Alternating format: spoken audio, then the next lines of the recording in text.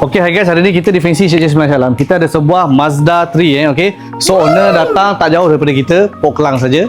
Okay, so hari ni dia support kita, dia tukar tinted full car Chameleon Red 65 kegelapan. Okay, so ini di bahagian depan. So kita tengok di bahagian sisi. Nampak sangat-sangat cantik. Alright, so di bahagian belakang pun sama. Nampak, dia punya kereta pun, dia design pun cantik. Okay, dia pun pandai, mahir buat wrapping. Okay, so korang nanti saya akan tag dia. Kau ada nak buat bisnes untuk wrapping motor, boleh contact dia lah. Okay, so ramai juga yang tanya, bang, kalau kereta macam ni, di bahagian dalam ni macam mana? Clear tak clear, jelas tak jelas?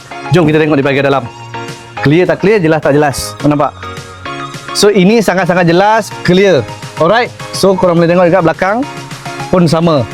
Nampak beza dekat luar. Alright, so kita bagi tahu yang ni, ini adalah UV dan juga IRR dia adalah 99% lah. 5 tahun waranti kita bagi. Alright, so korang yang tak tahu nak pasang tinted dekat mana, boleh hadir di Fancy Syed Jasmine Alam. Kita akan bagi harga special dan juga promotion yang terbaik. Tapi korang jangan lupa follow, like, share untuk konten yang seterusnya. Okay, ngam, see you, ciao.